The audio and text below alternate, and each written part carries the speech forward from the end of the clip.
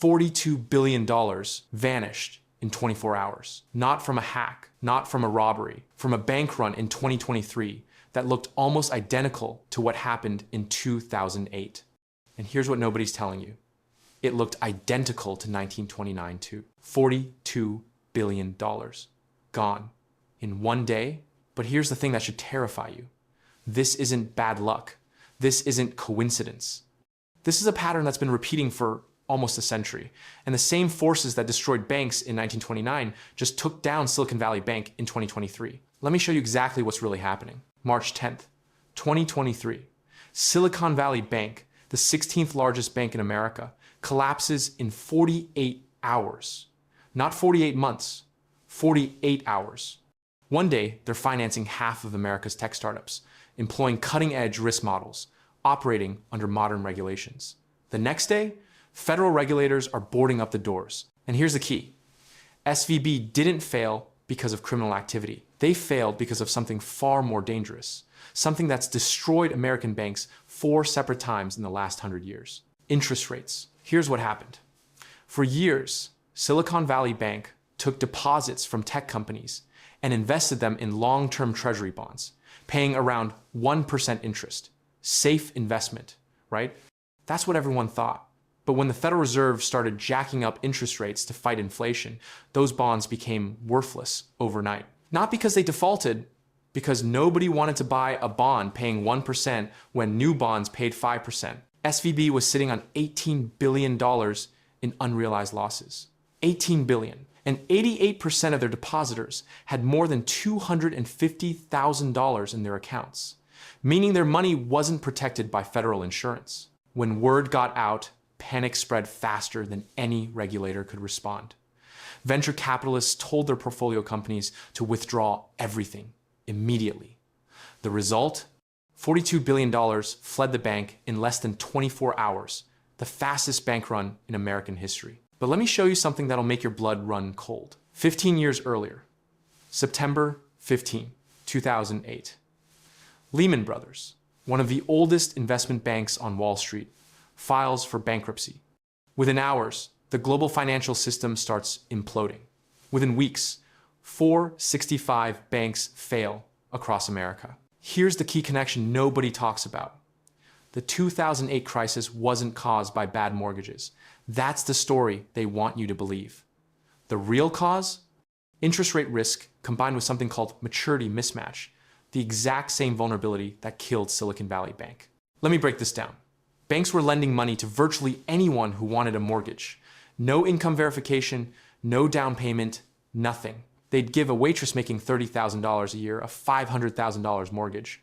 Then they'd bundle these toxic loans together, get them rated AAA by credit agencies who were getting paid to give high ratings, and sell them as safe investments to other banks around the world. When housing prices started falling in 2006, the whole scheme unraveled. Banks that had invested in these mortgage-backed securities suddenly discovered they were worthless.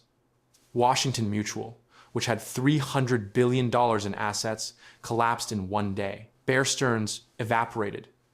Merrill Lynch got sold for pennies. The Federal Reserve had to create $700 billion out of thin air just to prevent total economic collapse. $700 billion of taxpayer money to bail out banks that had gambled with other people's life savings. And here's what nobody tells you. Between 1980 and 1994, a U.S. bank failed every 3 days. Every 3 days. After 2008, 465 banks failed in just 4 years. Think about that. The pace of bank failures peaked immediately after the 2008 crisis, but the underlying disease, the same disease that infected banks in 1929, was still spreading. October 29, 1929, Black Tuesday. The stock market doesn't just crash, it disintegrates. Within hours, fortunes built over decades vanish. Within months, 744 banks fail. By 1933, 11,000 banks, almost half of all banks in America, are gone. Here's the key that connects everything. Banks in the 1920s were fueling the speculation that created the bubble. They were lending money to investors to buy stocks on margin, meaning you could borrow 90% of the money you needed to buy stock. A farmer could put down $100 and borrow $900 to buy $1,000 of stock. Everyone thought they were geniuses. The banks knew Americans were overstretched. Farm incomes had plunged throughout the 1920s. Wages were stagnant for most workers. But none of that mattered because everyone was getting rich in the stock market, or so they thought. When the market crashed, those margin loans became uncollectible. The farmer who bought $1,000 of stock with $900 in borrowed money now held stock worth maybe $100, but still owed the bank $900. Multiply that by millions of people. Banks began failing as debtors defaulted, and depositors tried to withdraw their savings all at once, creating bank runs that spread from town to town like wildfire. And here's what makes this absolutely chilling. By 1933, dozen eggs cost only 13 cents, down from 50 cents in 1929. That's deflation, when the entire economy contracts because nobody has money to spend. The Federal Reserve, which was supposed to prevent exactly this kind of disaster, did nothing. Actually, worse than nothing. They raised interest rates in 1929, trying to slow down speculation, which accelerated the crash. Then, they let the money supply collapse, which turned a recession into a decade-long depression. Between 1929 and 1933, a third to half of all American financial institutions collapsed. 9,000 banks failed. And here's what should terrify you. The same fundamental vulnerability that destroyed those banks. The mismatch between short-term deposits and long-term loans still exists today, 1986 to 1995. While most Americans were watching MTV and buying their first cell phones, the largest financial scandal in American history was unfolding. 1,000 savings and loan institutions failed. 1,000.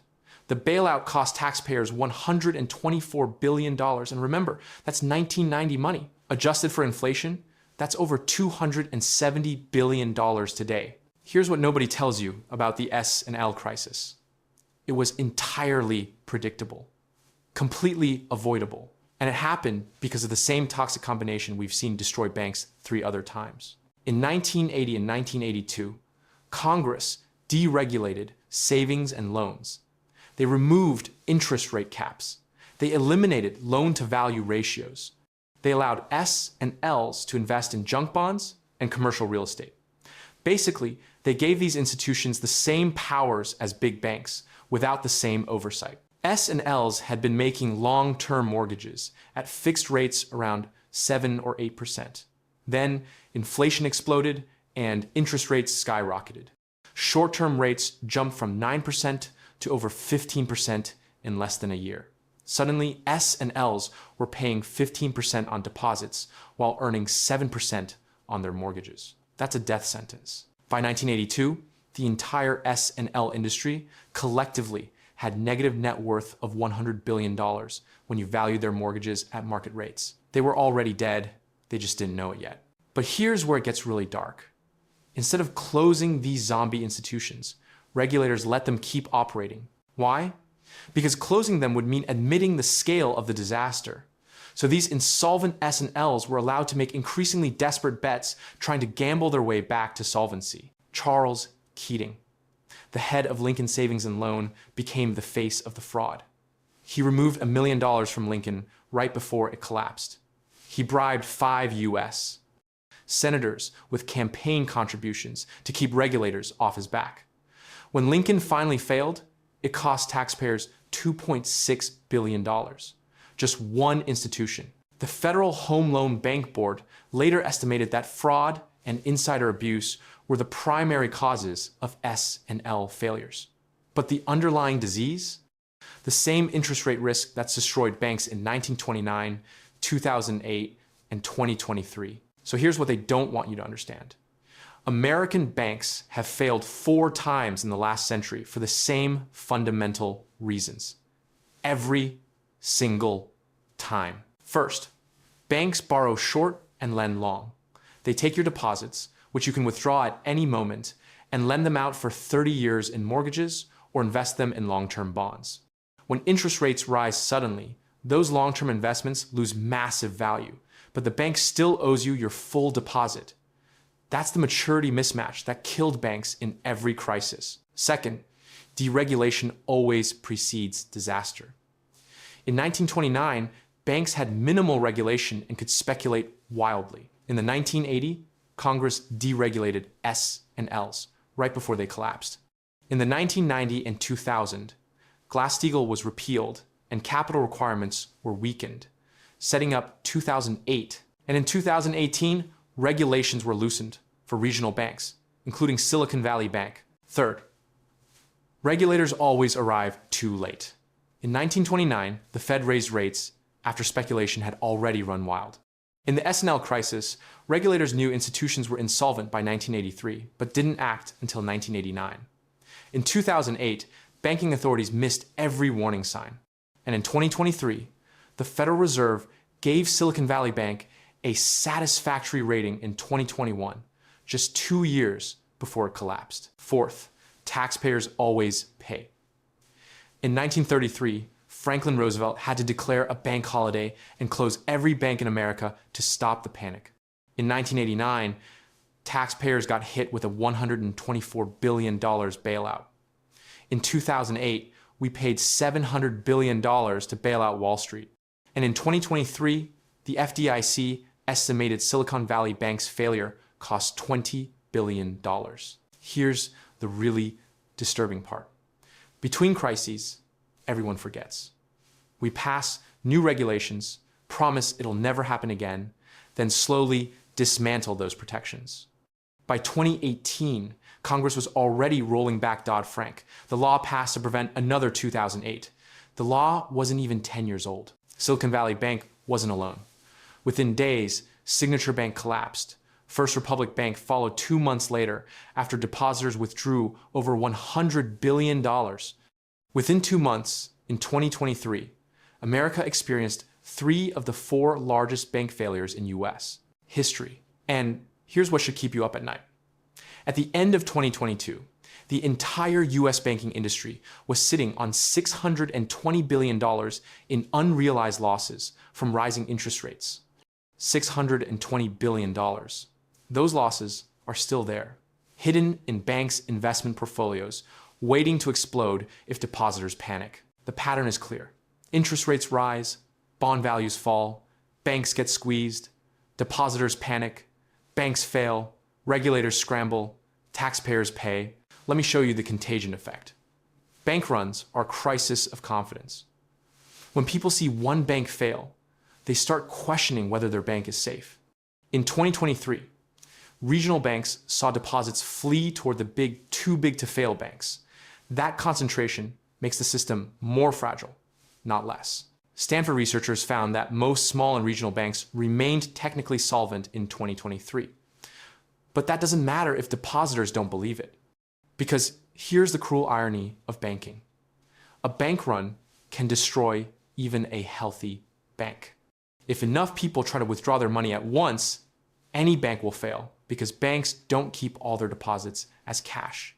They can't. That's how banking works. Here's what they really don't want you to understand. The banking system is built on a fundamental contradiction. Banks promise you can withdraw your money anytime while simultaneously lending that money out for decades. This works fine until it doesn't. And when it doesn't work, the pattern is always the same. Speculation, rising rates, hidden losses, panic, collapse, bailout. We're not learning from history. We're repeating it. In 1929, we learned banks need regulation. By the 1980s, we'd forgotten and deregulated. After 2008, we passed Dodd-Frank. By 2018, we were already weakening it. After 2023, there's talk of more regulation, but history suggests we'll forget again in 10 or 15 years. The average American worker saves their entire life, trusting their money is safe in a bank. But that money funds 30-year mortgages, corporate loans, government bonds, all of which lose value when interest rates rise. And your bank is betting, gambling, that you won't all try to withdraw your money at the same time. Between 1980 and 1994, a bank failed every 3 days. In 2008, 465 banks failed in 4 years. In 2023, we had 3 massive failures in 2 months. Each time, the government steps in to protect depositors, for now. But each crisis makes the next one more likely because the underlying structure never changes. So here's where we are. American banks have failed catastrophically 4 times in 100 years. Every crisis follows the same pattern. Every time regulators promise it won't happen again. Every time we forget. The math is simple and brutal. Banks borrow short, lend long, and hope interest rates stay stable. When rates spike, the house of cards collapses. It collapsed in 1929. It collapsed in the 1980. It collapsed in 2008. It collapsed again in 2023. Your deposits fund long-term loans you can't see. Your bank's investments lose value when rates rise. And if confidence cracks, if enough people panic, the system breaks. They don't want you asking these questions. They don't want you understanding the pattern. Because once you see it, once you understand that the same disease has infected American banking for a century, you realize the terrifying truth. It's not a question of if the next crisis happens. It's a question of when and what will trigger it. And whether we'll finally learn or just repeat the same cycle again, the pattern is clear. The warning signs are flashing. The question is, are we paying attention?